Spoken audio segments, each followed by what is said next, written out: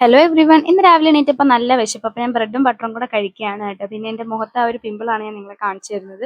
അപ്പോൾ റവയൊക്കെ വറുത്ത് വെച്ചു ഉപ്പുമാവ് ഉണ്ടാക്കാമെന്ന് വിചാരിച്ചിട്ട് പുട്ടാണ് ആദ്യം പ്ലാൻ ചെയ്തത്. പക്ഷേ പുട്ട് പാളിപ്പോയി.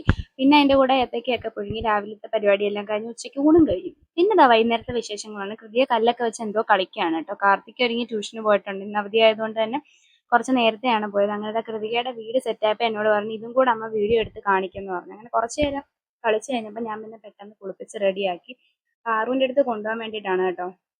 പാറുവിന് ട്യൂഷൻ ഉള്ളതുകൊണ്ട് വൈകിട്ട് ഇപ്പം ഞാനാണ് കൃതിയെ അങ്ങോട്ട് കൊണ്ടുവിടുന്നത്. കൊണ്ടുവിടുക എന്ന് പറയുമ്പോൾ നിങ്ങൾ വിചാരിക്കും ഇവിടുന്ന് എന്തോ ദൂരം ഉണ്ടെന്നും. ഇവിടുന്ന് ജസ്റ്റ് ഒരു 10 സ്റ്റെപ്പ് അങ്ങോട്ട് നടന്നാൽ മതി കേട്ടോ. പിന്നെ ഇതിൻ്റെ ഈ കവർ ഞാൻ എത്ര വിരിച്ചിട്ടാലും ഇതിങ്ങനെ കിടക്കത്തുള്ളൂ. ഞാൻ ഒരുക്കിയത് പോരാന്നിട്ട് കൃതിയെ പിന്നെ സ്വന്തമായിട്ടും കൂടെ ഒരുങ്ങുകയാണ് കേട്ടോ. പിന്നെ കാർത്തിക്കിൻ്റെ ഈ ഒരു ചീപ്പ് വെച്ച് ചെയ്യുന്നതാണ് പുള്ളിക്കാരിക്ക് ഭയങ്കര ഇഷ്ടം. അങ്ങനെ അതെല്ലാം റെഡിയാക്കി സെറ്റാക്കി സ്ലേറ്റും പെൻസിലും ഒക്കെ എടുത്ത് നമ്മളിതാ പാറുവിൻ്റെ വീട്ടിലോട്ട് പോവാണ്. അച്ഛൻ വൈകിട്ട് നടക്കാൻ പോകും കേട്ടോ. അതുകൊണ്ട് തന്നെ വീട്ടിലാരും ഇല്ല. അപ്പം ഞാൻ കഥ അടച്ചിടാമെന്ന് വിചാരിച്ചു. അപ്പം ലേഹയൊക്ക വന്നു, അപ്പുറത്തെ ചേച്ചിയാണ്. ഞാൻ അവിടെ നിന്ന് കാര്യം പറയാണ് കേട്ടോ. അങ്ങനെ അത് കഴിഞ്ഞ് കൃതിയെ കൊണ്ടുവിട്ടിട്ട് വന്നപ്പോൾ നമുക്ക് ഇന്നൊരു പാല് കാച്ചിന് ഇൻവിറ്റേഷൻ കിട്ടിയിട്ടുണ്ടായിരുന്നു. എനിക്ക് കൃതിയെ കൊണ്ടുപോകേണ്ട ധൃതിയിൽ നല്ലോണം ആ കാർഡ് നോക്കാൻ പറ്റിയില്ല. പക്ഷെ ഇതുവരെ കണ്ടിട്ടില്ലാത്തൊരു പ്രത്യേകതരം മോഡലായിരുന്നു. പക്ഷേ ഈ ഒരു ഫ്ലവർ പോകുന്ന ഇഷ്ടമല്ലാത്തതുകൊണ്ട് ഞാൻ ഈ ഒരു കെട്ട് പൊട്ടിച്ചില്ല. ഞാൻ ഇടയിൽ കൂടെ ഹോളിട്ട് അതിൻ്റെ അകത്തൂടാണ് ഗൈസ് വായിച്ചത്. കാരണം ഇത് പൊട്ടിക്കുമ്പോൾ ഇതിൻ്റെ ഒരു ഭംഗി പോയാലോ എന്ന് വിചാരിച്ചിട്ട് ഞാൻ വളരെ കഷ്ടപ്പെട്ടാണ് ഇതിൻ്റെ അത് പേരും കാര്യങ്ങളും എല്ലാം വായിച്ചെടുത്തത്.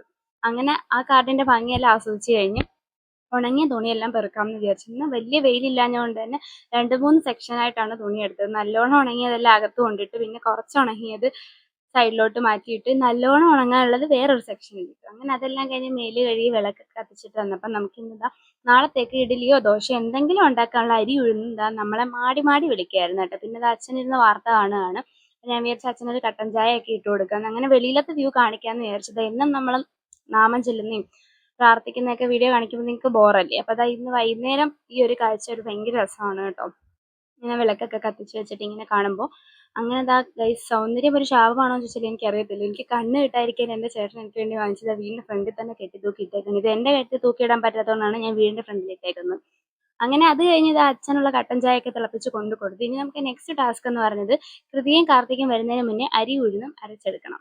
അങ്ങനെ ഞാൻ പെട്ടെന്ന് തന്നെ അതെല്ലാം അരച്ചെടുക്കുകയാണ് ഗൈസ്. കാരണം മിക്സിയുടെ ഈ ഒരു സൗണ്ട് കൃതിക്ക് ഭയങ്കര ഇറിറ്റേഷനാണ്. അവൾ വന്നിട്ട് പറയും അമ്മ മിക്സി ഓണാക്കണ്ട എന്ന് പറയും. അത് കഴിഞ്ഞപ്പോൾ ഈ ഡെറ്റോളിൻ്റെ ഒരു ലാവൻഡർ ഹാൻഡ് വാഷ് സത്യം പറയാൻ നല്ല സൂപ്പർ സാധനമാണ്. ഇപ്പോൾ കുറേ നാളായിട്ട് ഇവിടെ ഇതാണ് വാങ്ങിക്കുന്നത് കേട്ടോ. നല്ല സ്മെല്ലാണ് കേട്ടോ. അപ്പോൾ അത് നമ്മുടെ പുതിയ പാത്രം ഇന്നത്തെ വീഡിയോയിൽ നിങ്ങൾ കണ്ടില്ല, അത് ഞാൻ ഉദ്ഘാടിക്കാം എന്ന് വിചാരിച്ചു ഗൈസ്. അങ്ങനെ സകല ദൈവങ്ങളെയും വിളിച്ച് നാളത്തെ എൻ്റെ ഇഡ്ഡലിയും ദോശയും മിന്നിച്ചേക്കണേന്ന് പ്രാർത്ഥിച്ചു. അപ്പം ശേഷം കഥ നാളത്തെ വീഡിയോയിൽ കാണണമെങ്കിൽ എൻ്റെ ചാനൽ ഒന്ന് സബ്സ്ക്രൈബ് ചെയ്തിട്ടോ കേട്ടോ.